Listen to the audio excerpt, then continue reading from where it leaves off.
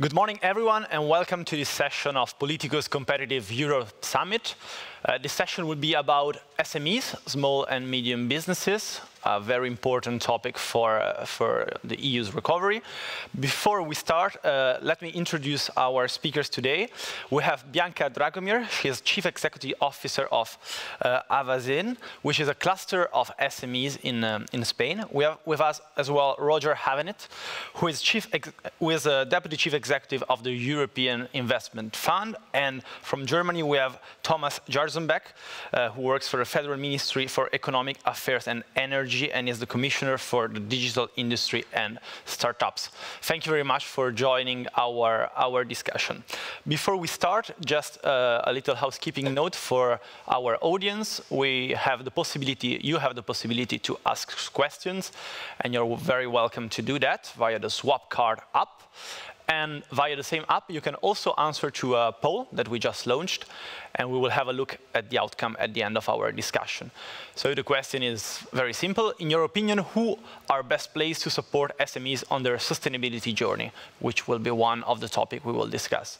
So EU or national policymakers, the business community at large, customers and users, all those options or none of those options. So please don't hesitate to participate, and we are very much looking forward to hearing your answer.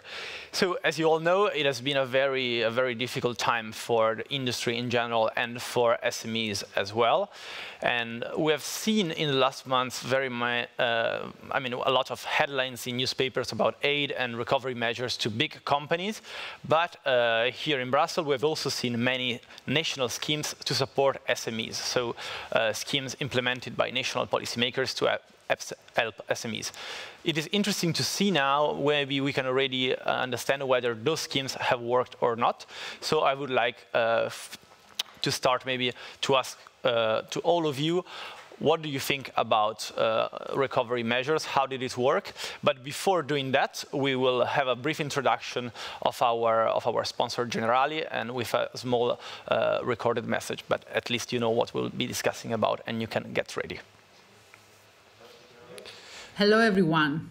It is a pleasure to be here for today's conference as we reflect on how Europe will emerge from the pandemic. This has been a tough 18 months, and we all share the same hope that there is now light at the end of the tunnel. If I was to ask you, what do you think is at the end of the tunnel? What would you say?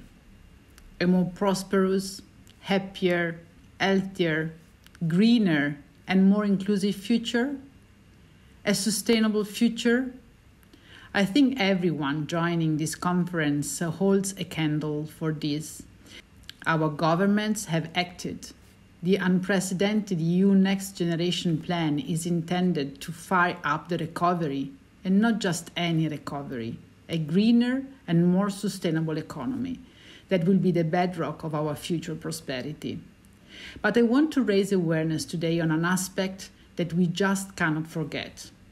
If we want Europe to become the first climate-neutral continent, if we want to have a greener industrial revolution, if we want to really achieve a more sustainable future, we need to keep one thing in our minds: the key role that SMEs play in the sustainable transformation of Europe. 25 million companies in Europe are SMEs. That is 99.8% of all firms operating in the EU. Let's put it in another way. The firms that are not SMEs account for just 0.2%. SMEs supply 2 out of 3 jobs in the EU. And the value contribution? 56.5% of the EU total. SMEs are at the center of our economic and social reality. They are at the center of international supply chains, and they are at the center of environmental impact. Are we doing enough to help them? In Generali, we have reflected on what we can do to help drive this transformation, and I'd like to share a little of this with you. Generali has some unique characteristics, one of which is that we have been around for a while. and this year is our 119th anniversary. We are incredibly proud of this.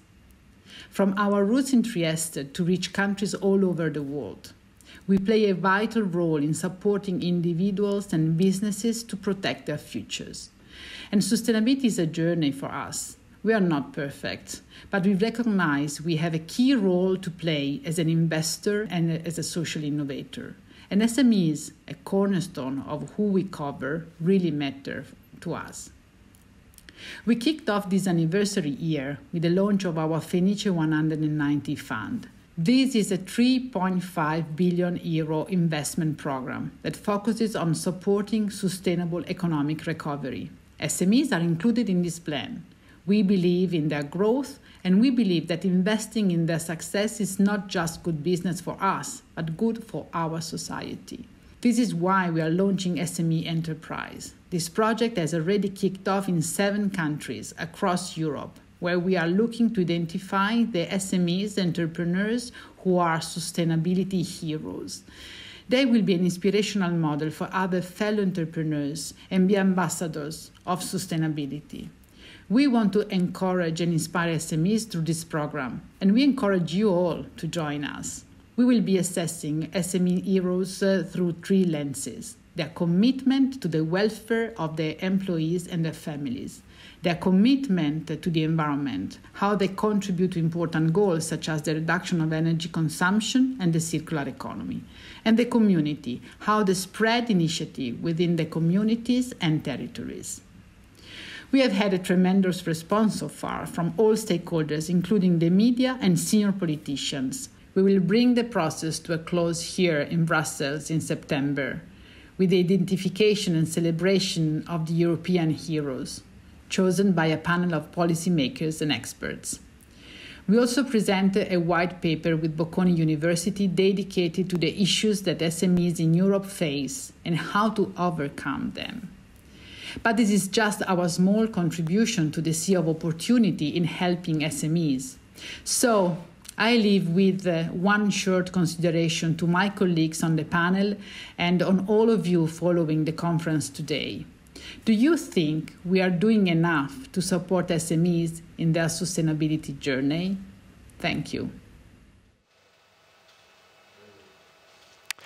You've just listened to Lucia Silva from Generali, so now let's start with our discussion, but we just remind you before that, of course, you can tweet about this event with the hashtag Politico Competition.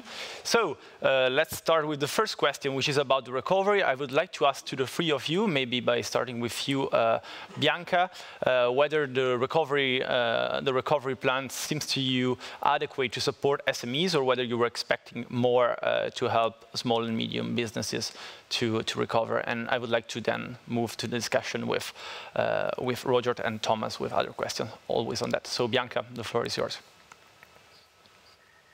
Thank you very much, Giorgio, and thanks for the opportunity to participate at this discussion.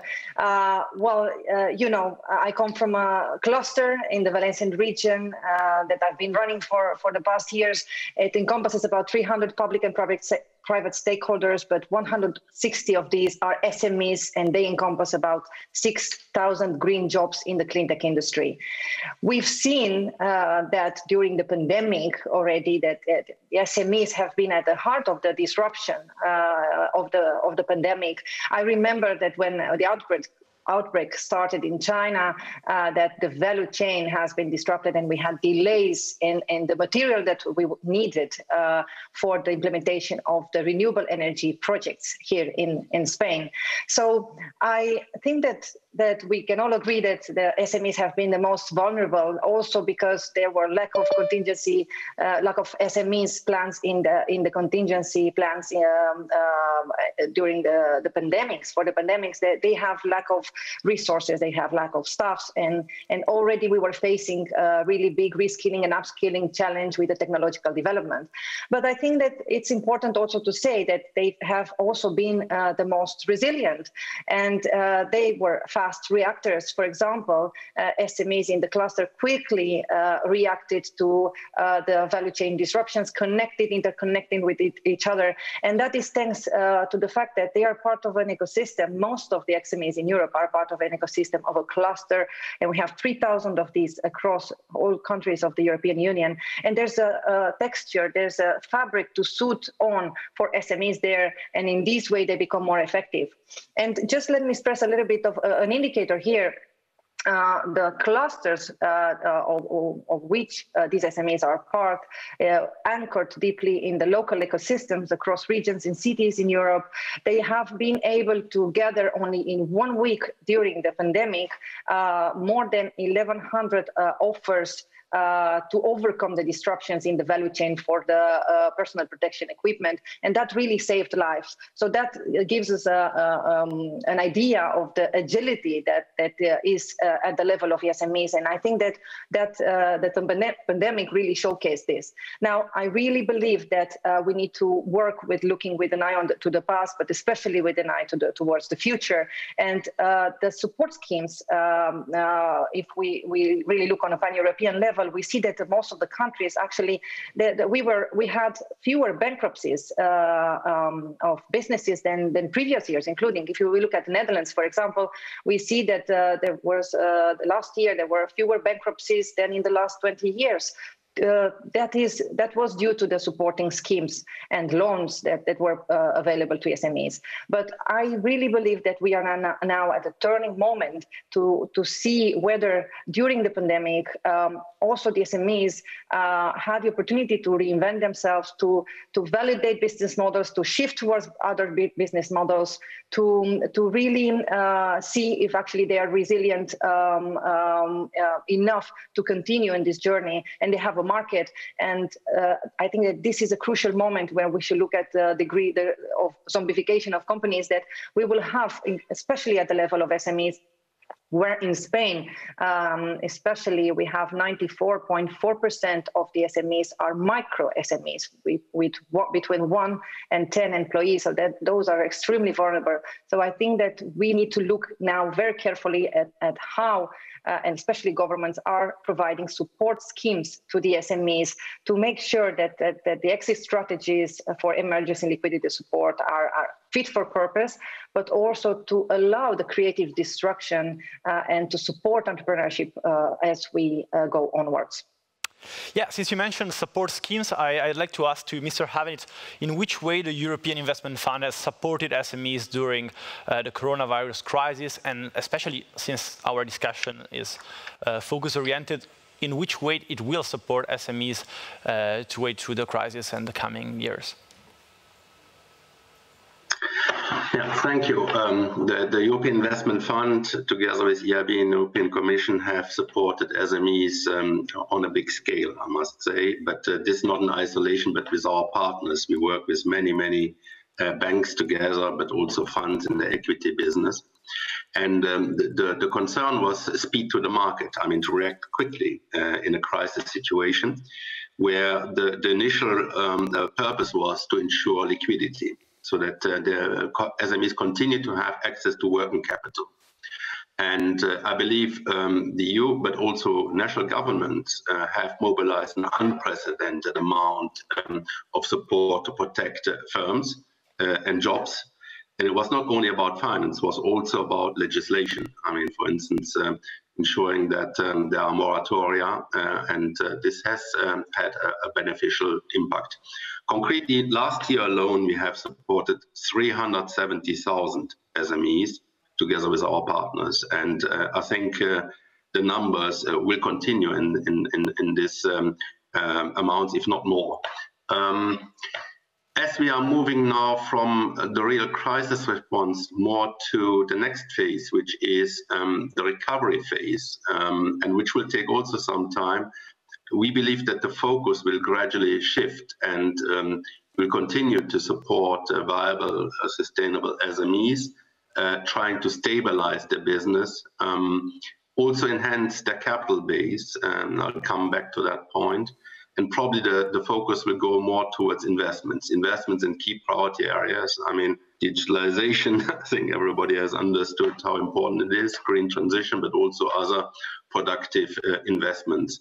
What we have seen is that a trend we had already before, that SMEs have often recourse to debt finance, but end up a bit over-leveraged, so that the equity base not strong enough, has been reinforced, actually. And my view is that we will need certainly to maintain the debt finance support, but also more and more look at support in the form of quasi-equity solutions, venture debt, mezzanine finance, convertible loans, etc., to complement the offer. And I think this was on the radar screen of the EU authorities.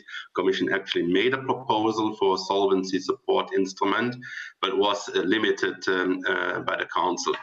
So this being said, I believe we will need to indeed in the future go both ways, both on the debt finance, access to finance, and on the equity finance.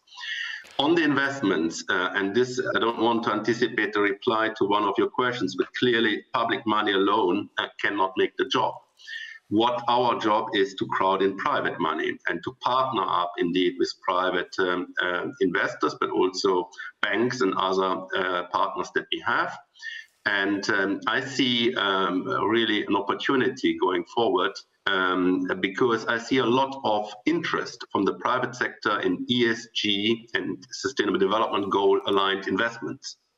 Of course, we must be mindful that we have the right taxonomy. A taxonomy is fit for the purpose for SMEs, but also for investments in the equity area. Last word on the impact. I'm looking at data, and we see first data that show that in particular the temporary insolvency protection legislation has had a favorable impact on the declaration of bankruptcies across the EU. Of course, there are variations across countries, but in many countries we see, and it's a bit counterintuitive if you wish, but that the number of bankruptcies has decreased in 2020.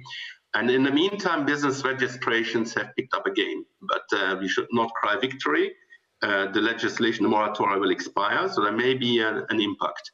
I also believe that there has been a beneficial impact of the extensive support programs that have been put in place, not only at the EU, but also at the national level. And they have helped in this crisis situation. Of course, they are not a panacea. I'll stop here. Thank you.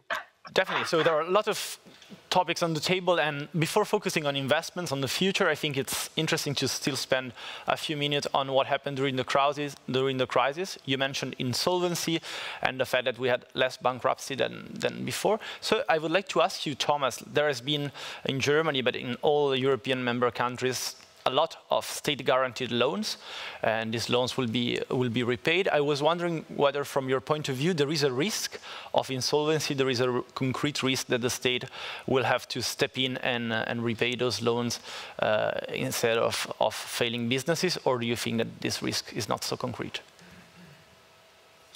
So when we look at the German economy, then the SMEs have a very strong position in our whole ecosystem, and they are, I believe a lot of my colleagues would also say, are the heart of our economy. And SMEs traditionally in Germany have a very strong equity position. And therefore, what we have seen during the crisis is that we have 130,000, it's a huge number of SMEs, which received a loan under the KfW special program.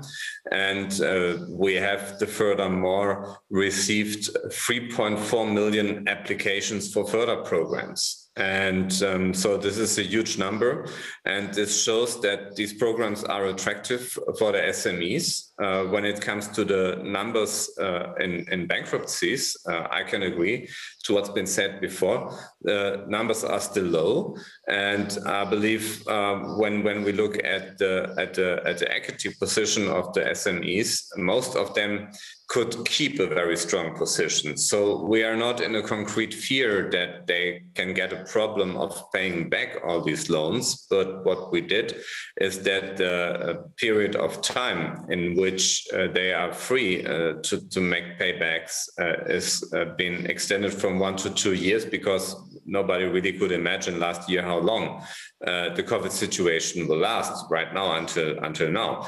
And we also need an adjustment to the temporary framework to extend the maximum term of these loans from 6 to 10 years. I think this is necessary because the companies are successful, so as it seems, mostly, and they are able to pay it back, but we have to adapt some of these time schemes along with the long period that COVID is affecting our economy right now, and nobody really knows for sure what's going to happen in autumn. We have best wishes, and I think the vaccine strategy is working, but you never know right now, and we have to be agile on that. And for the future, I think for the position, it's important when it comes to bureaucracy. Yeah, we see a lot of bureaucracy for SMEs. I guess we will talk about that also later.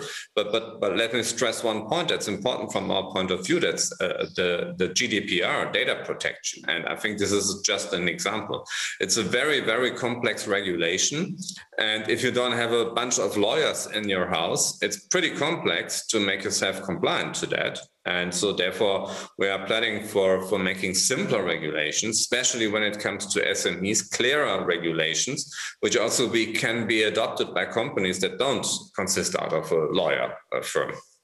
That's a key point indeed. The administrative burden, many SMEs are sometimes seeing the European Union as something that is just a machine which is producing rules, and sometimes those rules are not easy to interpret, or they of course need a lawyer. So there is an upcoming legislative proposal from the Commission about mandatory due diligence on supply chains, and there will be a focus on checking that suppliers of European companies and SMEs will probably be included, that their suppliers comply with environmental law and labor law across the world. So I would like to ask you maybe again, Thomas, do you think that SMEs should maybe be exempted by this type of regulation? Do you think that there is really a concrete risk of overburden, or you think that it's still a good idea to include them and then find other ways to give them support, maybe legal support? Yeah, I mean, we need a bureaucracy freedom for even the smaller companies. And I started an SME for myself around 20 years ago, and I know how big the hurdles are that you have to handle with. And I guess every entrepreneur can handle in a manner with all this bureaucracy, but at one point that there might be that it's so complex that you can't run your business anymore. And we must avoid such kind of a situation. And we made a national law here, the Supply Chain Act, and we're starting in 2023 only with companies with more than 3,000 employees. And in 2024, it has to be applied also to companies with a minimum of 1,000 employees. But below that, these companies are free here. And I think this can be also a role model for the European Union, and especially when it comes to reporting and documentation. I mean, that's very important as long as you cannot do this automatically. Yeah, and I think this should be also a very important point if you cannot reduce any kind of bureaucracy, you can build an automatic system maybe for that, with standards and with, for instance, smart contracts, what we know from blockchain technology, so to prevent these companies from bureaucracy, because we share all these ideas of building up a fairer supply chain, and we push for this. But it has to be adopted also by the smaller companies, and that's where we are, where we're really caring for. And when we look at the scope of these reporting requirements that's been discussed on the European level, so we see that it started with 11,000 companies which had been focused on that, and right now it's more than 50,000. And to say this very clearly, I'm pretty concerned about that, and burdens may not be too high. And Bianca, I mean, I think it's interesting to ask that question to you as well. Are you as well concerned about these upcoming rules? Because we have sometimes the impression that industry organization and industry lobbies, especially in Brussels, are always putting forward the argument of SMEs when there are new rules coming. They're insisting on the fact that SMEs will struggle to comply with those rules. Do you see that risk even for the upcoming due diligence legislation? Well, you know, SMEs are very resilient, but they are not anti-fragile. And they say it loud and clear that the administrative burden within the European SMEs is a top issue for 78% of them. So, you know, I think that we need to be very careful with that. I firmly believe that, especially when we think about sustainability and the new rules coming with the corporate social sustainability responsibility directive, I think that is sine qua non conditionality if we think that we definitely need to reach to those targets, to the climate change targets. If we want to be the first climate neutral continent by 2050, then that is something that needs to be done rather sooner than later for all the SMEs. But it's also a must because the investors are claiming it loud and clear as well. It's a requirement from investors and other stakeholders for SMEs to be more open with this. Now, this onlook towards how sustainability affects business of SMEs, the value chain, and how SMEs activity and products affects people and planet, this double view, this double angle, I think it's going to be a challenge for SMEs from all sectors. If I look at the SMEs in my sector, which is the clean tech industry, basically, which in principle is very much aligned with the green transition, green wave, with the sustainability. But if we look at a deeper level, the SMEs need to look at where, for example, those lithium for the batteries that we produce in Europe, and we are very committed in Europe with the European Battery Alliance here, and we have strong targets, where it comes from. If it actually depletes areas, for example, that are already in water shortage. We know that lithium consumes a lot of water, as we've seen recently, that is the case in Bolivia, or we need to know where the panels are coming and what type of labor is being used in the manufacturing of these panels that are coming, but also how these products are being recycled afterwards. So we need to have a broader look, and I think that we all agree that this is a must if we want to lead globally in this journey. But we do need to be very careful with SMEs, and once we open this box, we also need to bring at the same time the solution with it, because you know the devil is in the details. I think it's not questionable that the what is on the table, and I think most of us agree.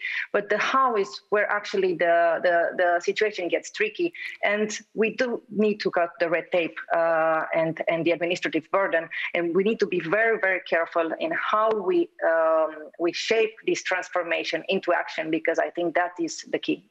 Definitely. So the message is very clear, both from national policy makers, from Germany, for instance, and both from SMEs, that these rules should not be excessively hard to comply for SMEs. And before we wrap up our discussion, I would like to ask you, Roger, one key question for the future, which is about access to finance. So banks have provided a lot of loans during the recovery phase because there were those state guarantees. In the future, those state guarantees won't be there anymore. Do you predict bigger problems for SMEs in accessing loans in the private market and banks, or do you think that the situation will stay as it is now?